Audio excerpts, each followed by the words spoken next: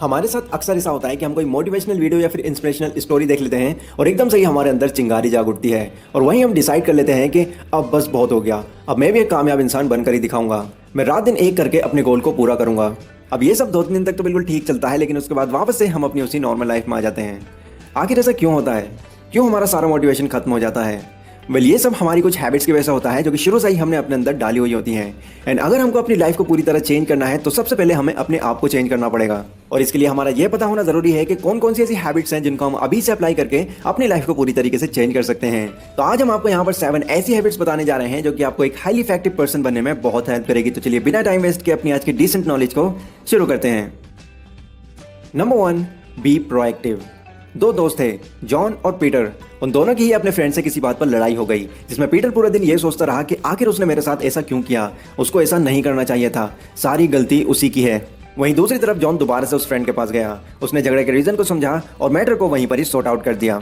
Similarly इस दुनिया में 2 तरह के लोग होते हैं, एक रिएक्टिव और एक प्रोएक्टिव। रिएक्टिव वो होते हैं जो कि हमेशा ही दूसरों को ब्लेम करते रहते हैं। मैं बेरोजगार हूँ क्योंकि गवर्नमेंट वैकेंसी नहीं ला रही, मेरे नंबर अच्छे नहीं आए क्योंकि एग्जामिनर ने शीट सही से चेक नहीं करी, मैं कामयाब नहीं हो पाया क्योंकि मेरे पास टाइम और पैसा दोनों की कमी थी, या फिर कुछ और नहीं मिलता तो अपनी किस्मत को ही ब्लेम करना शुरू कर देते हैं। हमेशा मेरे साथ ही ऐसा क्यों होता है, मेरा तो लक ही खराब है, क्या करूं, ऊपर वाले ने मेरे नसीब में यही लिखा है। उधर प्रोएक्टिव लोग अपने कामों की खुद ही रिस्पॉन्सिबिलिटी लेते हैं और दूसरों को ब्लेम करने के बजाय वो ये सोचते हैं कि इस सिचुएशन को किस तरह बेटर किया जा सकता है। फॉर एग्जाम्पल, अगर आपके पेरेंट्स आपको किसी बात पर डांट देते हैं तो आप ये सोचने के बजाय अरे यार ये तो रोज ही मुझ पर चिल्लाते रहते हैं, आप प्रोएक्टिव बनकर ये सोचें कि मैं ऐसा क्या करूं कि अगली बार मुझे इस बात पर डांट ना पड़े। Number 2, begin with the end. Imagine कीजिए आपकी डेथ हो चुकी है और आप एक कॉफिन के अंदर हैं। वहाँ पर आपके पेरेंट्स, फ्रेंड्स, रिलेटिव सभी मौजूद हैं और आपके बारे में तरह तरह की बातें कर रहे हैं। आप क्या चाहेंगे कि वो आपके बारे में कैसी बातें करें? क्या वो ये कहें वो बहुत ही केयरिंग पर्सन था, हमेशा मुसीबत में दूसरों की हेल्प करता था, सभी से बहुत ही पोलाइटली पेश आता था, उसने अपने आप को एक कामयाब इंसान बनकर दिखाया? या फिर वो ये कहें चलो गया मुसीबत टली, हमेशा दूसरों से झगड़ता रहता था, अरे जब देखो सिगरेट पी के आ जाता था, अपनी लाइफ में कभी कुछ हासिल नहीं कर पाया? ऑब्वियसली आप सेकंड वाली बातों को कभी सुनना पसंद नहीं करेंगे। बट एक बात आप अभी अपने माइंड में सोचिए, क्या अभी आप वो सब काम कर रहे हैं जो कि मरने के बाद आप लोगों से बुलवाना चाहते हैं? अगर नहीं तो जितना जल्दी हो सके अपने गोल्स पर काम करना शुरू कर दें। Number 3, put first thing first.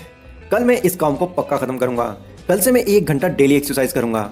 और फिर कल आती है और ये कल भी आने वाले कल में बदल जाती है। ऑथर ने टाइम मैनेजमेंट के 4 कॉलम्स बताए हैं, जिसमें से पहला है urgent and important.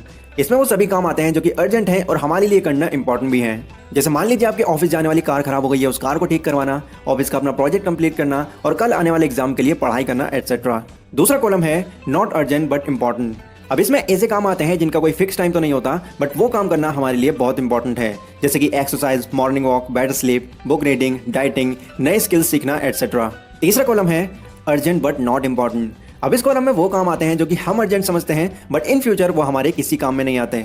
For example, कोई मूवी रिलीज हुई तो लोग फर्स्ट डे का फर्स्ट शो देखने के लिए जी जान लगा देते हैं, जबकि उनको ये पता होता है कि वो बाद में भी इस मूवी को एंजॉय कर सकते हैं, बट वो इस बहस में पहले जाते हैं कि कहीं उनका फ्रेंड उस मूवी को पहले ना देख ले।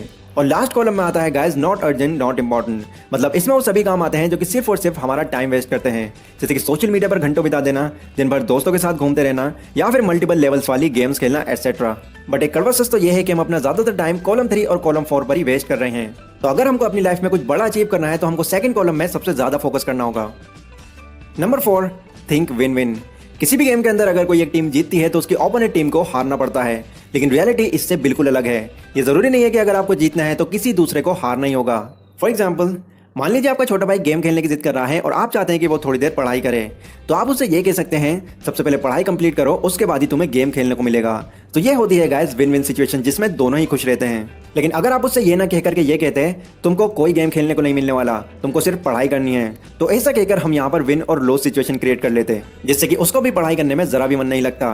तो सिचुएशन चाहे जो भी हो, हमें पूरी कोशिश करनी चाहिए कि उस सिचुएशन को हम एक विन विन सिचुएशन बना सकें। Number 5, seek first to understand then to be understood. Kevin बहुत ही उदास मूड से घर पर आता है। उसके घर में एंटर करते ही उसकी फादर की नज़र उस पर पड़ती है, तो वो केविन को उदास देखकर उससे पूछते हैं क्या हुआ, इतने उदास क्यों हो? नहीं कुछ खास नहीं। अरे बताओ, मैं तुम्हारा फादर हूँ, अगर कोई प्रॉब्लम होगी तो मैं उसको ज़रूर सॉल्व करूँगा। एक्चुअली मुझे वो स्कूल ज़रा भी पसंद नहीं। क्या तुम पागल हो गए हो? इतनी मेहनत से तुम्हारा उस स्कूल में एडमिशन कराया है और तुम्हें उसकी ज़रा भी वैल्यू नहीं है।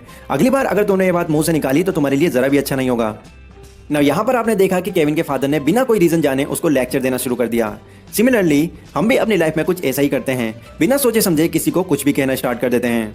इसका अगर एक और एग्जांपल लें तो एक आदमी एक वेजिटेबल शॉप पर 1 किलो पोटैटोज लेने जाता है, पर जैसे ही वो वहां पर पहुंचता है तो दुकानदार उसको 1 किलो की बजाय 5 किलो पोटैटोज देने लगता है, सेल पे है बोल करके। ना मना करने के बाद भी जब वो दुकानदार जबरदस्ती करने लगता है तो उस आदमी को अब गुस्सा आ जाता है। वो कहता है कि उसको वो क्यों नहीं दिखाया जा रहा जो उसको चाहिए। इधर दुकानदार भी गुस्से में कहता है कि 5 किलो पर आपको डिस्काउंट मिल रहा है, आप यही लीजिए। अब ऐसा होने के बाद कितने चांसेस हैं कि वो आदमी उस दुकान पर वापस जाएगा? डेफिनेटली 0%। बट रियलिटी में हमारी मेंटालिटी भी कुछ इसी तरह की है। हम बिना कोई रीजन जाने दूसरों से लड़ना झगड़ना शुरू कर देते हैं, और जब कोई हम पर गुस्सा करता है तो हमें ये लगता है कि उसको हमारी फीलिंग्स की जरा भी केयर नहीं। ना इसका सोल्यूशन क्या है? इसका बहुत ही सिंपल सा सोल्यूशन है, किसी को कुछ भी बोल देने से पहले हमें ये जानना होगा कि आखिर सामने वाला इस बात को क्यों कह रहा है। और जब आप वो बात समझ जाएंगे तो उनको अपनी बात समझाने की कोशिश करनी होगी। और अगर आप लोगों की बात मान करके उनको अपने तरीके से समझाना शुरू कर देंगे तो लोग आप पर भी बिलीव करने लगेंगे। Number 6, synergise. नाउ ये पॉइंट हमको अकेले ना रह करके एज अ टीम वर्क काम करने के लिए इंकरेज करता है। फॉर एग्जाम्पल, आपने बूढ़े फार्मर और 4 बेटे वाली कहानी तो जरूर सुनी होगी, जिसमें वो चारों बेटों को अपने पास बुलाता है और उनको एक एक लकड़ी देता है और उस लकड़ी को उनको तोड़ने को बोलता है। इसको तो वो बड़ी आसानी से तोड़ देते हैं, लेकिन जब वो एक लकड़ी का गट्ठर उनके हाथ में पकड़ा देता है तो चारों में से कोई भी उसको नहीं तोड़ पाता। ये पॉइंट इसी डायरेक्शन की ओर इशारा करता है। जब भी हम अकेले काम करने के बजाय दूसरों के साथ मिलकर उनके साथ सिनर्जाइज करते हैं तो हम अपनी एबिलिटीज को कई गुना बढ़ा लेते हैं और इस तरह हम अपने गोल को और जल्दी हासिल कर सकते हैं। Number 7, sharpen in the saw. एक फादर अपने दोनों बेटों को 1-1 लाख रुपए देता है और उनसे कहता है कि तुमको अपना आने वाला फ्यूचर इन्हीं पैसों में बनाना है। वो दोनों बेटे अपने अपने पैसों से क्लॉथ्स खरीद कर बेचने की सोचते हैं, जिसमें से पहला बेटा अगले दिन ही सारे पैसों के क्लॉथ्स लाकर बेचना स्टार्ट कर देता है, लेकिन दूसरा बेटा थोड़ा रुककर वहां की मार्केट को ऑब्जर्व करता है। वो देखता है कि इस वक्त ट्रेंडिंग पर क्या चल रहा है और एक सक्सेसफुल दुकानदार किस तरीके से कस्टमर्स को हैंडल करता है। ये सब की पूरी जानकारी लेने के बाद फाइनली वो उन्हीं कपड़ों को बेचने के लिए लाता है जो कि उस वक्त उस जगह पर ट्रेंडिंग में चल रहे होते हैं। अब आपको तो पहले ही अंदाजा